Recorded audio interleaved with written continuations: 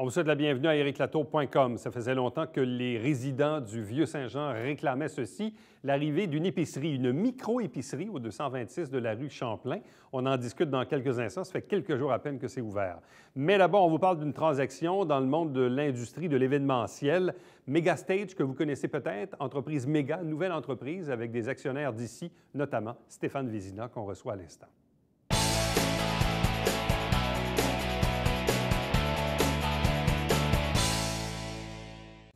Transaction dans le monde de l'industrie événementielle. Certains connaîtront peut-être l'appellation Megastage, propriété maintenant de Méga, un nouveau groupe d'actionnaires qui s'est formé. Avec nous pour en discuter, Stéphane Vézina. Bonsoir et bienvenue. Félicitations. Bonsoir, merci beaucoup. Bon, évidemment, tu travailles dans ce domaine-là depuis une trentaine d'années. Si on remonte un peu plus loin, initialement avec le groupe Berger, mais le groupe Berger lui-même s'est transformé au fil des ans avec Megastage, avec Deck2Go.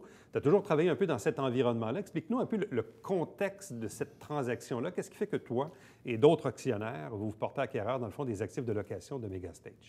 En fait, ce qui est arrivé, c'est que la base de la réflexion est partie de Stéphane Berger, qui était le propriétaire de Megastage, qui est toujours le propriétaire de Megastage, dans le fond. Lui avait décidé vraiment de se concentrer sur sa nouvelle entreprise, Deck2Go, une entreprise manufacturière dans le domaine événementiel aussi, dans le domaine résidentiel.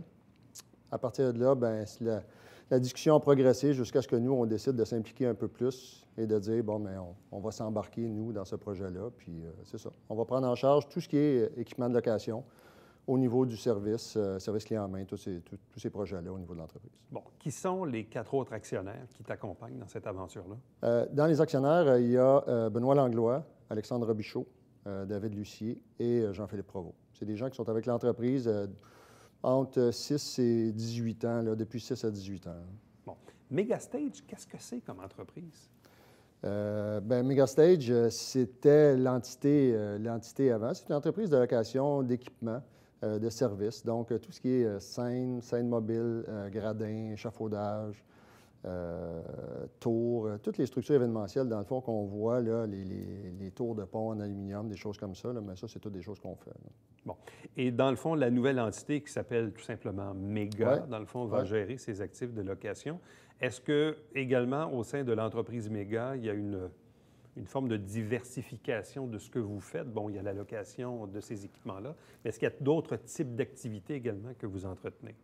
En fait, nous, ce qu'on voulait en nommant l'entreprise Méga, c'était de dire, bien, ce n'est plus que des scènes. On fait des scènes, on fait toutes sortes d'autres choses. Alors, c'est pour ça, nous, qu'on a enlevé le mot « stage » à la fin, aussi pour se démarquer là, pour l'avenir, puis arriver avec une nouvelle vision, une nouvelle mission d'entreprise, puis tout ça.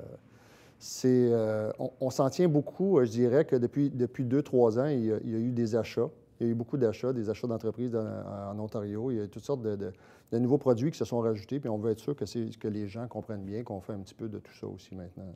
Donc, au-delà de la location des stages, si on veut, donc de ces équipements-là, donc il y a d'autres types d'activités. Oui, absolument. Donc, au niveau de nos activités, nos marchés principaux, là, il y a les scènes, il y a les praticables. Donc, tout ce qui est petite scène là, dans certains événements, des choses comme ça. Il y a des gradins, donc gradins en échafaudage, gradins à palier. Il y a aussi tout ce qui est justement les tours d'acier, puis tout ce marché-là qui est assez spécifique chez nous là, à ce niveau. Quand on parle de praticable, pour quelqu'un qui ne connaît pas le domaine, qu'est-ce que c'est un praticable? Un praticable, dans le fond, c'est un module de scène. Donc, des fois, on va sur un lieu d'événement, puis là, il va y avoir une grosse scène qui va avoir, je ne sais pas, moi, 50 pieds par 40 pieds. Bien, des fois, cette scène-là va être en petits morceaux. Donc, c'est des modules de 4 pieds par 8 pieds qui vont faire une scène complète. Et quand on parle des tours, c'est les tours sur lesquels on vient asseoir l'équipement de sonorisation? Exactement. Donc, ça peut être pour l'équipement de sonorisation, ça peut être pour de l'éclairage, ça peut être l'équipement de vidéo. Des fois, les gros projecteurs qui suivent les artistes là, pendant les événements, les projecteurs à poursuite, ça peut être monté sur des tours aussi. Des arches d'entrée. Donc, souvent, des arches d'entrée pour des grands événements, des événements à vélo, des choses comme ça. Là, souvent, il y a des grandes arches, mais ça, c'est le genre de choses qu'on fait aussi. Bon. Ça veut dire, en gros, vous autres, que vous avez comme un parc d'équipements à votre disposition que vous louez principalement? Oui, on va louer des équipements. Donc, s'il y a des gens qui viennent chez nous qui disent, bon, mais nous, d'autres entreprises ou des gens qui veulent faire des projets qui viennent chez nous, bien oui, ils peuvent venir louer de l'équipement directement chez nous.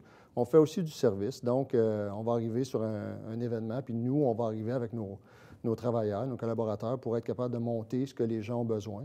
On a aussi un service de design, on a un service d'ingénierie déjà aussi à offrir aux clients. Donc, on est capable vraiment de partir d'un projet, quelqu'un qui n'est pas vraiment au courant de comment ça peut se monter ou quoi que ce soit. On peut le faire monter pour eux autres. Donc, en gros, qui sont vos clients, les clients cibles?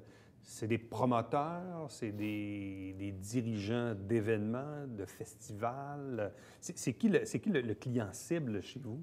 Bien, il y a beaucoup des festivals, des événements extérieurs, c'est certain. Il y a aussi tout ce qui est événements corporatifs intérieurs, justement, avec les praticables. Tout ce qui est, je ne sais pas, moi, gala, des choses comme ça, là, okay. Ça, c'est des clients potentiels pour nous. Puis après ça, bien, justement, les festivals, les organisations extérieures, les événements extérieurs, justement, les tours à vélo ou je ne sais pas, toutes sortes d'événements extérieurs. Là. C'est sûr que l'événement extérieur, pour nous, c'est un gros marché. Mais on a aussi beaucoup d'équipements pour tout ce qui est intérieur, justement, les événements corporatifs. Donc, on parle de montage, démontage, tout à fait. Gestion de l'équipement. Et même dans certains cas, tu dis que vous pouvez les redessiner ou les adapter selon les besoins? On peut arriver, s'il y a un client qui vient nous voir, qui fait un événement, qui produit un événement ou quoi que ce soit, il dit, bon, mais moi, je veux, je ne sais pas, moi, je veux une scène à palier, puis après ça, j'ai besoin d'un palier supplémentaire, et ma régie va être là, le traiteur va rentrer par là. Bien, nous, on peut dessiner toute sa structure, puis après ça, arriver sur l'événement, puis l'installer, la faire installer. Quel est le contexte concurrentiel dans lequel vous évoluez? Moi, je connais pas ça du tout. Y a-t-il beaucoup de compétition? Si oui, elle est loin, elle est répartie. C'est quoi le contexte dans lequel vous évoluez? Étant donné qu'on a plusieurs segments de marché, plusieurs produits différents, la compétition est différente d'un à l'autre. Au niveau des scènes mobiles, il y a des gens qui sont bien installés depuis plusieurs années, qui sont quand même assez près de nous. Okay. Au niveau de l'échafaudage pour les événements, il n'y en a pas tant que ça, mais il y en a quand même. Puis après ça, au niveau des praticables, il y a plusieurs entreprises qui sont là. Donc, au niveau des scènes intérieures, des choses comme ça. C'est quand même assez compétitif comme industrie, là. Oui, mais on a quand même des produits qui sont assez exclusifs, là. Donc, tout ce qui est tours en acier, on a des tours en acier où on est capable de réaliser des projets que la majorité des compétiteurs ne sont pas capables de faire, là. Donc, ça c'est assez impressionnant, là. Donc, tout ce que vous voyez dans les grands événements, musique électronique aux États-Unis, où il y a des tours spectaculaires puis toutes sortes de choses, là, c'est des choses qu'on est capable de faire. Okay. Et quand vous êtes sur un terrain où le compétiteur a un produit similaire au vôtre, en quoi est-ce que vous réussissez à vous différencier? Bon, le prix peut-être, ou la qualité du service, je ne sais pas comment on arrive à se différencier quand on a un produit similaire à ce moment-là. Je vais parler pour le futur. On a vraiment travaillé fort au niveau des valeurs de l'entreprise pour amener, à tous les jours, on se pose la question si la synergie qu'on a créée peut améliorer la relation qu'on va avoir avec nos clients, peut améliorer la relation qu'on a avec nos collaborateurs, puis peut améliorer l'ambiance de travail à l'intérieur de l'usine, puis dans la cour, là. Donc, on a vraiment travaillé fort à ce niveau-là. C'est très récent, là, donc on travaille fort là-dessus. Sinon, je dirais, au niveau... Je pense, tu sais, plusieurs compagnies peuvent dire ça, là, mais je dis le service qu'on est capable d'offrir, puis la relation qu'on a avec les clients, pour nous, c'est super important, là. Il doit y avoir, je présume, dans cette industrie-là aussi, une notion de bouche à oreille, oui, mais de crédibilité ou de notoriété. C'est-à-dire qu'une fois qu'on est établi, qu'on a de l'expérience, qu'on est reconnu, je présume que ça aussi, ça fait partie beaucoup de l'équation. Si moi, j'organise un festival en Abitibi, mais je sais que je veux que le boulot soit bien fait, puis je veux être sûr de mon affaire, je sais que si je fais affaire avec vous autres, comme on dit, la job va être correcte, là. Fait que je présume que ça doit jouer beaucoup dans ce genre d'industrie-là, la notoriété, l'expérience. Oui, certainement. Certainement que ça joue beaucoup. Il y a quand même, je dirais, une bonne rotation au niveau des gestionnaires d'événements et ces choses-là. Donc, c'est important de toujours rester à date au niveau de ce qu'on fait, puis rester à date au niveau de nos contacts, au niveau des événements, s'assurer qu'on est vu naturellement, puis que les gens puissent savoir qu'est-ce qu'ils peuvent venir chercher chez nous, puis de quelle façon ça va se faire. Est-ce que c'est un marché de proximité, c'est-à-dire vous opérez principalement au Québec, ou si parfois vous êtes appelé à aller en Ontario, aux États-Unis ou ailleurs? Je dirais qu'on travaille peut-être 65-70 au Québec. Le restant de ce qu'on fait, c'est passablement en Ontario. Là. Un peu dans les maritimes, mais passablement en Ontario. Ouais, exactement. Donc, il y a un marché important pour vous. Là. Toute la région d'Ottawa, la région de Toronto, là, c'est un marché important. C'est des marchés qu'on va développer aussi dans les années à venir, encore plus. Bon, ça, c'était un peu mon autre question. Maintenant, une fois qu'on fait ce genre de transaction-là, donc l'entreprise s'appelle Méga, vous êtes 5 actionnaires et tout ça, comment on veut la développer maintenant? Comment on veut l'amener ailleurs, cette entreprise-là, dans 3 ans, dans 5 ans, peut-être même dans 10 ans? C'est quoi la vision d'avenir de l'entreprise? La vision d'avenir est assez simple à la base. Il y a des marchés qui sont sous-développés chez nous. Je parlais des marchés événements intérieurs, des congrès, des choses comme ça. Là. Ça, c'est un marché que nous, on veut travailler très fort. C'est un marché qu'on avait un peu plus il y a quelques années. Et on a décidé de se concentrer sur d'autres marchés, mais là, avec la structure qu'on a, là, maintenant, on peut travailler beaucoup plus fort de ce côté-là.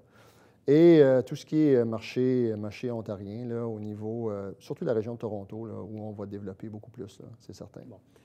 Évidemment, je présume que le nombre d'employés doit varier dans l'année selon les événements, mais bon, là, vous êtes 5 actionnaires, mais une entreprise comme la vôtre, c'est quoi? C'est 10, c'est 20, c'est 50 employés? C'est 100 employés quand il y a une grosse affaire? Je ne sais pas. Ouais. C'est quoi la proportion d'emplois qui sont reliés? Parce que quand même, une entreprise qui est basée ici à Saint-Jean-sur-Richelieu, donc elle a un impact économique. Donc, ça ressemble à quoi le portrait là-dessus? En fait, on parlait de où on veut travailler dans l'avenir. Le défi de cette entreprise-là, c'est la saisonnalité des opérations. C'est ça. Ouais. Donc, on a vraiment une montée pendant l'été. Donc, c'est 6 mois très, très, très, très occupés, 6 mois moins occupés. Donc, ça, c'en est un. Donc, nous, on va travailler fort pour améliorer le rendement de l'entreprise pendant la saison hivernale. Je dirais pendant l'hiver, peut-être 10 à 15 collaborateurs là, au niveau de l'entreprise. Puis pendant l'été, on peut aller à 80, 90. Là, exactement. OK. Fait qu'il y a comme une fluctuation. Et je présume qu'il doit y avoir aussi des enjeux. C'est un bon défi logistique. C'est sûr, de logistique et de ressources humaines, parce que tu vas avoir des employés fiables qui ont une expertise. Mais les ressources humaines, c'est le nerf de la guerre là, dans les années à venir. C'est déjà là. Mais on travaille très fort à ce niveau-là aussi, justement. La façon de reconnaître les employés, la façon de garder nos employés proches. Puis justement, c'est très saisonnier, donc on a des travailleurs qui viennent, qui sont plus jeunes.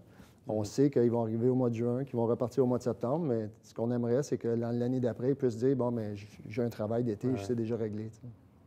Stéphane Vizina, merci beaucoup. Félicitations, puis bonne chance pour l'avenir de Méga. Merci beaucoup. Merci. Reste avec nous. Au retour, on vous parle d'une micro-épicerie qui fait son entrée dans le Vieux-Saint-Jean.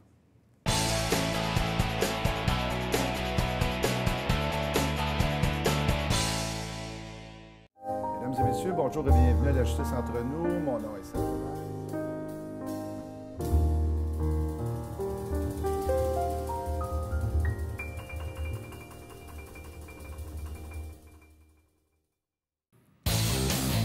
Salut, ici Alexandre Baudouin. Et François Trépanier. François, cette semaine à Sport Express, on parle du Fonds jeunesse Denis Nice. Oui, avec Éric Gélina, Stéphane Laroche et moi-même, ça a l'air. Ben oui, ça a l'air que t'es là-dedans, toi. Ben oui. OK, pas ça.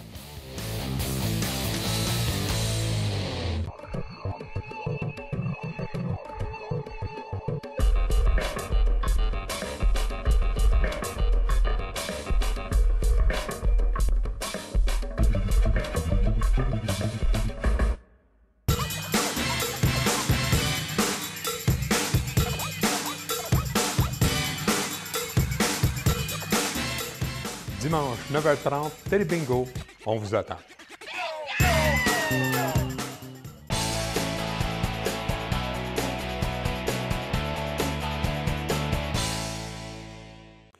Depuis quelque temps, il y a beaucoup de nouveautés dans le Vieux-Saint-Jean, mais ça, c'est une nouveauté particulière parce que vous savez, il y a très, très, très longtemps, il y avait jadis une épicerie dans le Vieux-Saint-Jean, dans le centre-ville.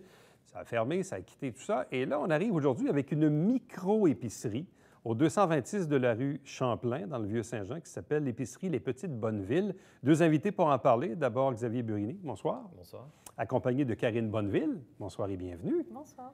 C'est un projet commun. Oui. Et un projet que vous mijotez depuis combien de temps? Depuis de nombreuses années. On va dire depuis à peu près 8 ans, parce que ça fait 8 ans qu'on se connaît. mais je pense que Karine mijote ça depuis Depuis, encore plus longtemps. oui, depuis le cégep, en fait. Donc, cégep, première année de cégep ici à Saint-Jean. J'ai eu l'idée d'avoir une petite épicerie, puis le cheminement s'est fait. Je suis allée étudier en gestion-restauration, et puis me voilà 14 ans plus tard. Wow! 17 ans plus tard. Donc, revenue à Saint-Jean, et puis c'est ça. Mais quand on a en tête une idée comme celle-là, c'est une idée, c'est un rêve, c'est un idéal, c'est un espoir, bref, on peut lui donner beaucoup de qualificatifs, mais entre le y penser, l'écrire sur un bout de papier puis le réaliser, c'est deux choses. À quel moment le projet est-il devenu, disons, réellement réalisable? En fait, il a toujours été dans ma tête. Toujours, ouais. Donc, mais c'est ça, il y a eu plein d'événements qui ont fait que ça aboutissait jamais. Et puis, on a déménagé, on habitait à Montréal, et puis on a eu envie de se rapprocher de la famille. Et quand on a commencé à regarder pour des petites maisons dans Saint-Jean, en fait, on est tombé en amour avec une petite maison dans le centre-ville. Et puis, mais on s'est rendu compte qu'il n'y avait pas d'épicerie, donc l'équation s'est faite assez rapidement. Et puis, ben voilà. Entre le projet que vous aviez en tête, d'une part, et cette réaction du citoyen consommateur qui dit « j'habite dans un quartier où il n'y a pas d'épicerie ». Et c'est là que ça a fait 2 plus 2? Oui, oui. Donc, l'épicerie aurait très bien pu être à Montréal parce qu'on y habitait, mais c'est ça, quand on a commencé à regarder pour sortir de la ville, on a regardé plusieurs endroits, dont Saint-Jean, et puis c'est ça, on est tombé en amour avec la maison. Et puis, quand on a commencé à regarder, voir ce qui se passait alentour, ce qu'il y avait, on s'est rendu compte qu'il n'y avait pas d'épicerie, puis je pense que c'est comme... ça a été un flash. Bon. On va s'installer là, puis ça va être nous qui allons démarrer ça. Xavier, à quel moment avez-vous donc choisi ce bâtiment du 226 rue Champlain? Pourquoi ce local-là en particulier vous a attiré? Ce local-là, c'est venu après une recherche vraiment sur toute la partie du vieux Saint-Jean, après analyse, après étude de marché, après beaucoup de facteurs qui ont fait qu'on est allé choisir ça par rapport à l'emplacement, en fait, en face d'un stationnement, la superficie, le prix, pas mal de choses. Tout ce qu'il y a en fait à prendre en compte quand on choisit un local, c'est sûr qu'il faut... ça ne choisit pas comme ça sur un coup de cœur. OK, c'est beau, il y a des beaux plafonds, un mur de briques. Il faut savoir où il est, quel type de commerce peut rentrer là-dedans aussi. Et ça nous a paru, par rapport à nos critères, quelque chose d'assez logique. Bon. Pourquoi on appelle ça une micro-épicerie? Je pense qu'on est habitué de plus en plus de voir des grosses chaînes, des hyper-chaînes, là, même. Je pense à Walmart, à Maxi et tout. Donc, où il y a à peu près 100 sortes de choix de yogourt, de choix de céréales et de conserves. Et micro, c'était pour le définir, pour que les gens soient un peu prêts quand ils rentrent, qu'ils soient conscients qu'il n'y ait peut-être pas autant de choix donc, que dans une super chaîne. Donc, le micro, c'était pour définir un petit peu. Quelle est la différence entre le fameux concept du dépanneur, là? Quelle est la différence entre un dépanneur et une micro-épicerie comme la vôtre? Bien, il n'y en a pas beaucoup, en fait, parce que c'est un peu le principe du dépanneur, où on dépanne, en fait, mais ça va être sur la sélection des produits. Donc, on va aller chercher des produits un petit peu plus recherchés. On évite tout ce qui est grosses marques aussi, donc les Heinz de ce monde et tout. Pour ne pas les nommer. Pour ne pas les nommer. Mais c'est ça. C'est vraiment dans la sélection des produits, mais sinon, le concept est quand même... Le concept peut se ressembler. Oui, bon. oui, beaucoup. Qu'est-ce que vous faisiez, oui, avec Xavier? À savoir aussi, en fait, qu'on n'a pas de... Il n'y a pas de loto, il n'y a pas de cigarettes, on ne voit pas ce genre de choses. On se concentre vraiment sur des produits accessibles, en fait, de tous les jours. Donc, vous pouvez très bien venir acheter des pâtes, de la farine chez nous. Ça peut être des anchois, des produits frais, il y a des légumes. On va avoir une chute de panier bio, chute de panier aussi, on va dire peut-être conventionnelle. Il y a du prêt-à-manger. Il va y avoir de la bière de microbrasserie, des vins du Québec, parce que les permis nous permettent maintenant d'avoir des vins du Québec. Donc, pas de vin venu en citerne puis embouteillé ici, comme dans le réseau des dépanneurs. On va aller sur des choses un petit peu plus, OK. de Donc, niche. peut-être pas de billets de loterie ou de cigarettes, mais de l'alcool. Oui. Mais une offre d'alcool différente de celle qu'on va retrouver dans Oui. les commerces habituels. Oui. Le plus possible. Des bières de microbrasserie, on va essayer de mettre les produits locaux en avant également, que ce soit sur la partie solide comme la partie liquide. Ouais. Donc on va essayer de promotionner, puis de faire vivre un peu ça, faire découvrir aux gens les choses, les belles choses qui nous entourent. On a des fromages aussi du coin, les bières de microbrasserie qui seront pas loin, comme juste à côté. On peut la nommer. Peu importe à côté. Je pense qu'on peut la nommer. Elle a Oui, la tout à fait. Gabière, qui est splendide, qui est une des meilleures microbrasseries, je pense, qui s'impose comme une des meilleures au Québec là, à l'heure actuelle. Et on est fiers de représenter ça, et puis des produits qui se vont tout autour. Pourquoi avoir appelé ça l'épicerie Les Petites Bonnevilles? C'est un clin d'œil à ma famille, en fait. Donc, j'ai 4 sœurs. Puis, depuis qu'on est petite, quand on rencontrait des gens, soit du village ou on nous demandait tout le temps si on était une des petites Bonnevilles. Donc, toi, tu es laquelle des petites Bonnevilles? La première, la dernière, c'est du milieu. Donc, c'est ça. En fait, c'est un clin d'œil à mes sœurs. Qu'est-ce que vous faisiez dans la vie avant d'ouvrir cette micro-épicerie? Plein de choses. En tout cas, pour moi, j'ai touché à plein de domaines, toujours dans la restauration, dans l'alimentation. Mais c'est ça, j'ai travaillé autant comme serveuse, comme gérante dans des endroits, une boulangerie par exemple, une super boulangerie à Montréal. Dernièrement dans une cafétéria d'école comme gestionnaire aussi. Donc toujours dans l'alimentation. Xavier? Moi, on a un peu le même cursus scolaire au niveau de la restauration. Moi, je suis sommelier aussi de métier depuis 15 ans. Puis j'ai été restaurateur pendant 10 ans à Montréal. J'avais un bar à vin qui s'appelait Les Trois Petits Bouchons, qu'on a vendu en 2016. Et là, présentement, je vends du vin avec une agence de vin, de représentation de vin. Et je fais aussi des ateliers sur le vin, par le biais de ma petite compagnie qui s'appelle Pinot et Compagnie. Des ateliers où je me déplace chez les gens, je fais beaucoup de formations en resto et aussi pour les bureaux. Et il y en a aussi à l'épicerie. Et il y en a à l'épicerie aussi. Maintenant, il va y en avoir en tout cas très prochainement. Des ateliers de formation, dégustation de vin. Bon. Quelles sont les heures d'ouverture que vous souhaitez implanter avec l'ouverture de l'épicerie? Du lundi au samedi, de 9h30 à 6h30, sauf le jeudi et vendredi, on ferme à 7h30 pour permettre justement aux gens qui vont manger au restaurant de venir s'approvisionner chez nous pour le vin ou la bière. Bon. La clientèle ciblée, elle est laquelle? Celle qui habite dans le centre-ville, donc commerce de proximité, on s'y rend à pied, on y revient.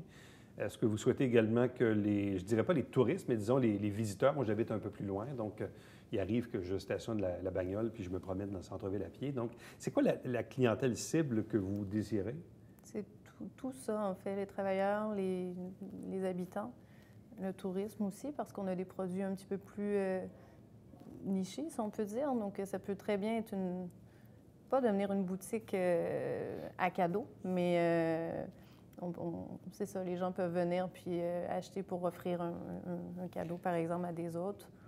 Avez-vous été inspiré par quelque chose de similaire dans une autre ville ou un autre centre-ville de même proportion? Est-ce que vous aviez vu ça quelque part? Ou, Bien, de plus en plus, à Montréal, il y en a des petites épiceries comme ça de quartier.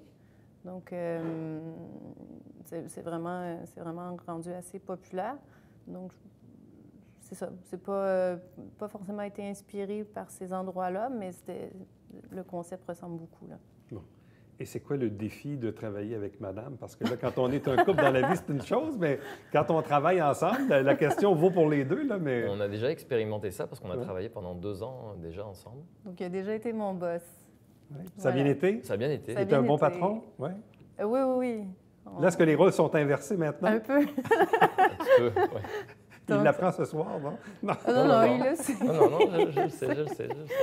C'est OK. déjà comme ça à la maison. Donc. Ah ouais. OK, mais c'est comment parce que, bon, parfois, tu sais, on est en couple, mais de travailler ensemble aussi, donc c'est beaucoup d'heures, puis une épicerie, hein, c'est beaucoup d'heures une plage horaire à couvrir. Comment vous voyez ça? Je pense que ça passe par de l'organisation. On a aussi chacun nos forces. Moi, j'ai un métier qui est flexible aussi, sur que là, je m'investis en plus de tout ce que je fais déjà Ouais. avec l'épicerie, mais ça me permet justement, par ma flexibilité, de pouvoir m'investir autant, en fait, tout simplement. Bon. Puis là, vous avez un tout petit aussi, Ouais. qui est très, très sage, qui est dans l'assistance en ce moment. Donc, ça aussi, donc, il fait partie de l'équation, je présume, Oui. quand on a une petite entreprise Oui. familiale. Donc là, vous êtes ouvert depuis quelques jours à peine.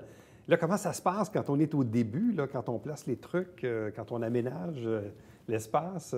Ben, on dort plus, Ouais. déjà. Puis sinon, C'est beaucoup d'excitation, Oui, oui, beaucoup oui. Oui. de choses positives. Je pense que c'est un rêve pour Karine qui aboutit, Oui. vraiment. c'est le fun de pouvoir le partager justement avec Xavier parce qu'il est dans ce domaine-là, donc on parle le même langage. Et puis, Et là, à date, la réaction, parce que là, on comprend que ça fait 3-4 jours que vous êtes ouvert, là. Mais c'est quoi la réaction des clients jusqu'à date, les gens qui viennent vous voir, là? eh ben, elle est bonne. Je pense ont l'air qu'elle est... contents. Oui, oui, Ouais, oui. ouais. Je pense qu'il y a encore beaucoup de monde qui ne savent pas qu'on est là. Donc, il y a des belles surprises. Il y a des gens qui sont rentrés, puis c'était une surprise pour eux. Donc, des gens du coin, du quartier, là, je veux dire. Donc, non, la réaction est assez bonne pour le moment. Alors, bonne chance à la micro-épicerie Les Petites Bonnevilles, Merci. 226 de la rue Champlain dans le Vieux-Saint-Jean. Merci. Merci. beaucoup. Restez avec nous, puisqu'au retour, on vous présente le Babillard quotidien.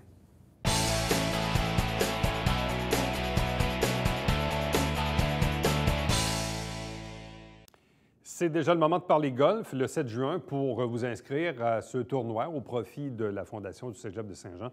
Pour information, vous avez les détails à l'écran. Chaque semaine, des extraits des travaux du Conseil municipal de Saint-Jean-sur-Richelieu, puis l'émission se retrouve également en ligne sur notre site Internet. Si parfois vous l'avez manqué, on fait la captation, évidemment, 2 fois par mois à l'occasion du Conseil, et on choisit des extraits qu'on retrouve dans cette émission. Chaque dimanche matin, 9h30 en direct, 4 000 $ en prix, 30 dépositaires pour le télé bingo. Et puis vous dire que si vous désirez m'écrire, faites-le par courriel à Éric Latour en un mot à commercial-tv@cherneuf.com. Prochain rendez-vous, c'est demain. Bye bye.